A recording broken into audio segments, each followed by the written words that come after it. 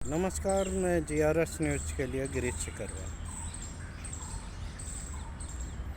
किसान फिर से छले गए। आखिर इन्हें किसने छला और इनकी समस्याओं पर आखिर सरकारें गंभीर रुख क्यों अख्तियार नहीं कर रही, ये मैं आगे चलकर आपका बताऊंगा। लेकिन इससे पहले एक महत्वपूर्ण सूचना है जिसकी जानकारी मैं आपको अपने ब्लॉग में पहले देना चाहता हूँ। मणिपुर, जो कि लगभग 2 साल से जल रहा है, हालांकि वहाँ मजबूरीवश भारतीय जनता पार्टी ने वहाँ अपने मुख्यमंत्री को हटा के और राष्ट्र पर शासन लगाया हुआ है।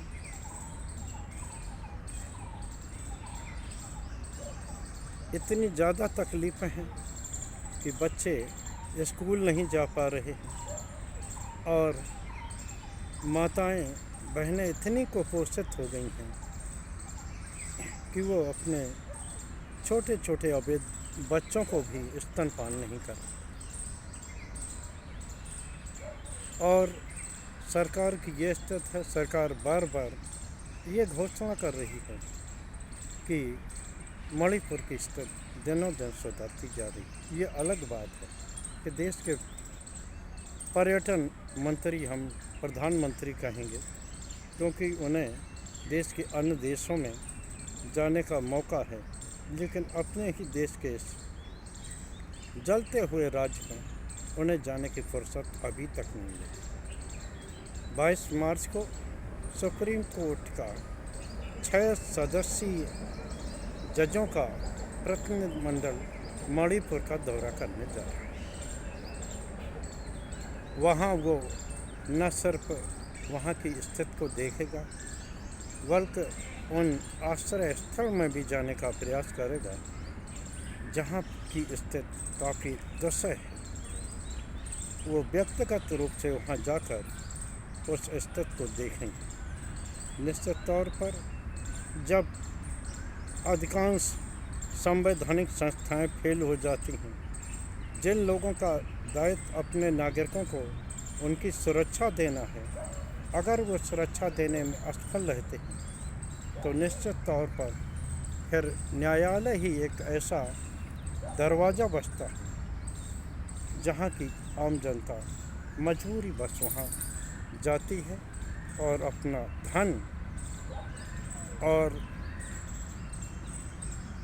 समय खर्च करती है, मात्र इसलिए कि उसे सम्मानजनक जीने का रास्ता। मणिपुर में क्या होगा, ये 22 तारीख को जब सुप्रीम कोर्ट के जजों का एक प्रतिनिधिमंडल, जो कि भविष्य में हमारे मुख्य न्यायाधीश भी बनेंगे, उन्हीं में से, तो वो सभी लोग मणिपुर का दौरा करके वहाँ की वास्तविक स्थिति देखने के लिए जा रहे हैं।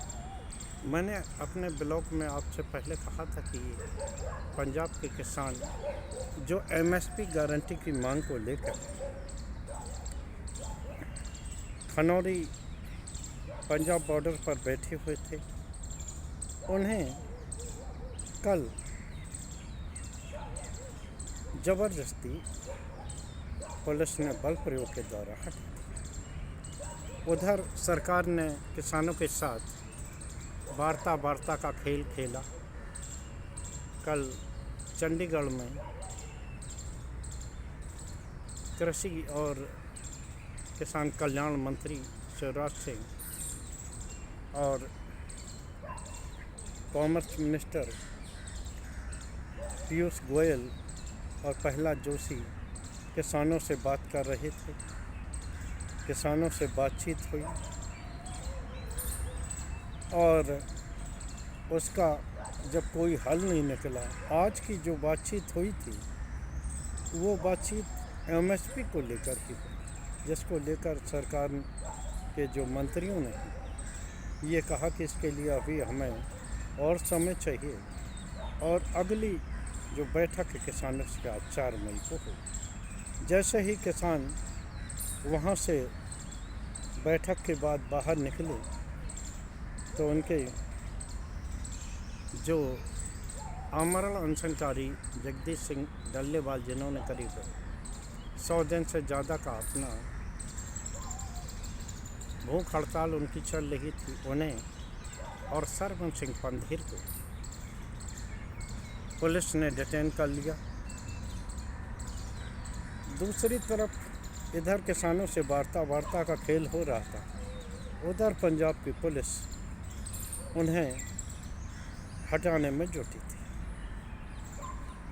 निश्चित तौर पर उनके जो ढांचे थे, वहाँ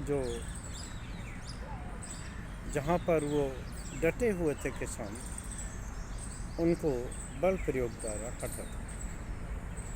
किसानों के साथ इस छलावे की व्यापक तौर पर आलोचना हुई है और किसान संगठनों ने से सरकार के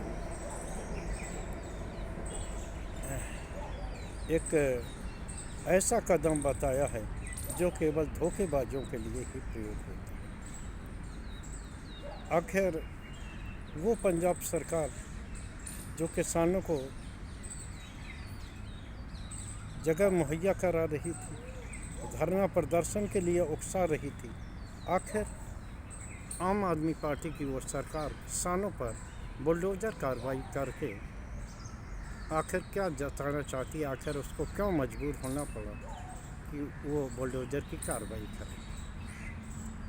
तो मैं आपको बता दूं कि वहाँ एक लुधियाना वेस्ट में उपचुनाव है और वो उपचुनाव आम आदमी पार्टी के लिए जीवन मरण का प्रश्न। तो क्या आप सभी लोग जानते हैं कि वहाँ अपने राज्यसभा सदस्य को उपचुनाव लड़ा रही है आम आदमी पार्टी, और ये तय माना जा रहा है कि वो जो रिक्त होगी राज्यसभा की सीट, उस पर अरविंद केजरीवाल उच्च सदन में उसके जरिए वो प्रवेश करेंगे। तो सबसे पहले उन्हें उपचुनाव का ये देखना है। उपचुनाव के दौरान जब वहाँ पर जब वो गए तो वहाँ के व्यापारियों ने साफ कहा कि हम वोट आपको किस लिए दें, क्योंकि हमारा जो रोज़गार है, हमारा जो व्यापार है, वो जाम के कारण प्रभावित हुआ।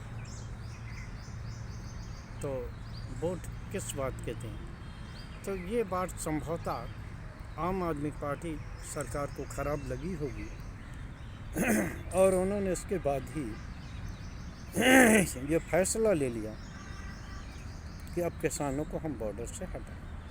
और वही हुआ जब किसान चंडीगढ़ में सरकार और पंजाब सरकार के साथ वार्ता की टेबल पर बैठे बात कर रहे थे। उसी दौरान पंजाब पुलिस खनौरी बॉर्डर पर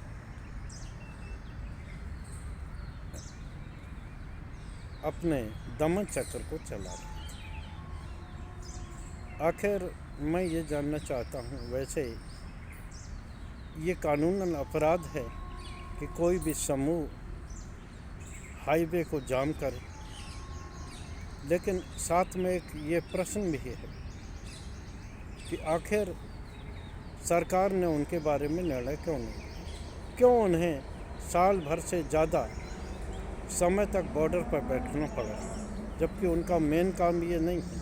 उनका मेन काम खेती किसानी करना है, लेकिन आखिर क्यों मजबूर किया गया कि उन्हें मजबूरन धरने पर बैठना पड़ा, और वो भी धरना ऐसा जो कि लगातार परेशानी का सबब बना, जिससे कि न सिर्फ लोगों को आवागमन में परेशानी हुई, यहाँ तक कि व्यापार भी लुधियाना का चौपट हो गया। तो आखिर इसके लिए अगर आप किसानों को जिम्मेदार मानते हैं तो मेरे ख्याल से उन सत्ताधीशों को भी जिम्मेदार ठहराया जाना चाहिए कि जो बिना सड़क पर उतरे जनता की समस्याओं का समाधान करने में अक्षम रहते। आखिर आप ये बताइए